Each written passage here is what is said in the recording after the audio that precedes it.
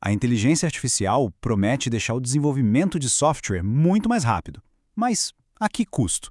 Hoje, a gente vai mergulhar nas consequências que ninguém conta e nas responsabilidades que aparecem quando a gente entrega o controle do nosso código para uma IA. É um problema que está crescendo quietinho, sabe? E pode explodir a qualquer momento. Olha, para começar, já vamos com essa frase aqui que é bem forte. A ideia é o seguinte: se você não consegue explicar o código que a IA escreveu e o sistema quebra, você deixa de ser a solução para virar o problema. É aqui que mora o perigo, na perda de controle sobre o código, porque é ali que está a responsabilidade técnica e, claro, a legal também. E esse problema todo tem um nome: dívida de compreensão. Não é a dívida técnica que todo mundo já conhece. É uma dívida invisível que vai se acumulando toda vez que a IA gera código mais rápido do que a gente consegue entender de verdade. Sabe aquele código que passa em todos os testes, mas ninguém no time tem a menor ideia de por que ele funciona? Então, é isso. E aqui a diferença fica bem clara. A dívida técnica é uma escolha. A gente pensa, vamos fazer esse atalho aqui para entregar mais rápido e depois a gente arruma. Já a dívida de compreensão, não. Ela é um acidente. Ela não é planejada. Ela cresce ali nas sombras até que uma crise acontece, tipo uma falha em produção às 2 da manhã, e aí ela se revela do pior jeito possível. A grande promessa da IA é a velocidade, né? Mas essa velocidade toda pode ser uma baita ilusão. Vamos ver agora como essa busca por produtividade pode, na verdade, estar acabando com a qualidade do código e com o tempo da equipe. Presta atenção nesse número. Uma análise gigante de mais de 200 milhões de linhas de código mostrou que o code churn, que é basicamente o código que a gente escreve e joga fora em menos de 2 semanas, saltou para quase 8%. Isso não é velocidade, pessoal. É esforço jogado no lixo. É como correr numa esteira. A gente se mexe um monte, mas não sai do lugar. E aqui está o grande paradoxo da produtividade. Sim, a IA deixa os desenvolvedores júniores mais rápidos para gerar código. Mas olha só que doido, os desenvolvedores sêniores que precisam revisar esse código todo perdem quase 20% da produtividade deles. Ou seja, não é um ganho líquido de 55%.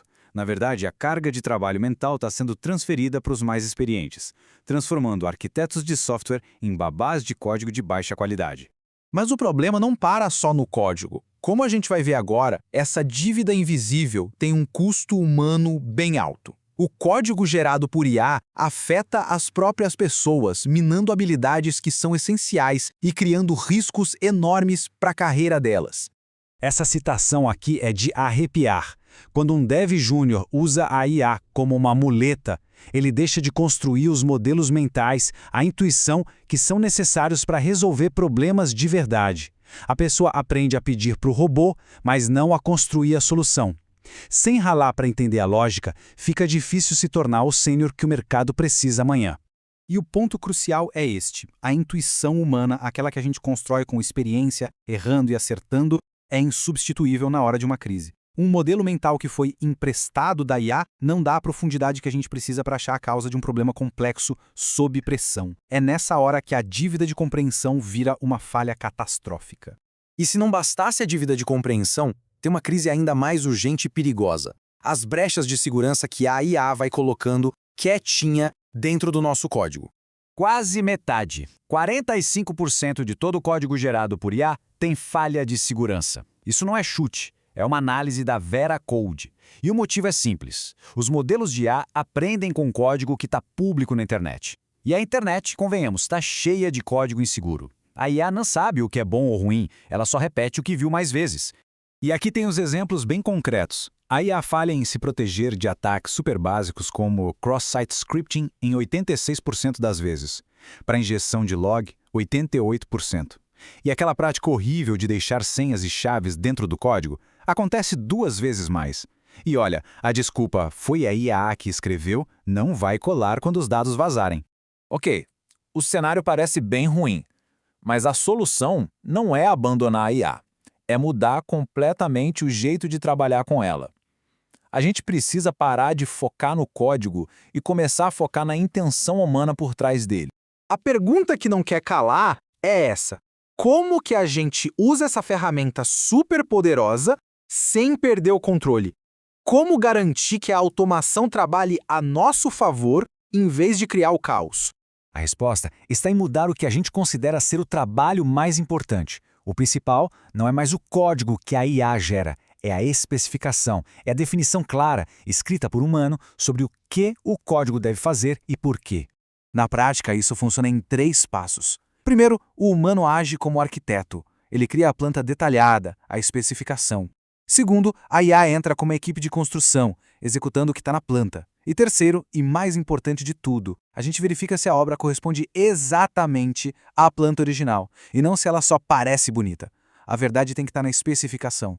Para usar a IA com segurança, a gente precisa tratar ela como que ela é, uma dependência que não é confiável e é imprevisível. E isso exige uma arquitetura de sistema que já nasça preparada para falhas. A forma certa de fazer isso é isolando a IA. Nunca chame a IA direto numa requisição do usuário. Em vez disso, use sistemas que não travam, como filas, para que uma falha da IA não derrube tudo. Implemente proteções como Circuit Breakers, que cortam acesso a um serviço de IA que está falhando. E a regra de ouro: defina um limite de complexidade. Se o código que a IA gerou for muito confuso, ele nem passa da primeira fase, é bloqueado e volta para a revisão humana, sem exceção. E aqui vai uma ferramenta bem prática, um checklist obrigatório para revisão de código. Pensa nisso como a checagem de um piloto antes de decolar. Antes de qualquer código de IA entrar na base principal, o revisor tem que garantir que ele bate com a especificação, que não é complexo demais, que valida tudo que vem de fora e que passa nas ferramentas de segurança. Isso padroniza a qualidade e protege o tempo dos seniors. Então, afinal, qual é o papel do desenvolvedor nesse mundo com IA? O nosso valor não vai sumir, ele vai mudar. A habilidade de julgar, de definir a arquitetura e de garantir a qualidade se torna mais valiosa do que nunca. Essa comparação final é a chave de tudo. O dev que só gera código e confia de olhos fechados na IA, esse sim pode ser substituído. Mas o dev que evolui para ser um gestor de intenção, que define as regras, que verifica os resultados e que governa a automação, esse profissional não só sobrevive, como se torna indispensável. A analogia do chefe de cozinha é perfeita. A IA pode ser o robô que pica os vegetais com uma precisão incrível, mas o chefe de cozinha é quem tem a visão, o paladar, o padrão de qualidade, é o único que sabe se o prato está bom ou não.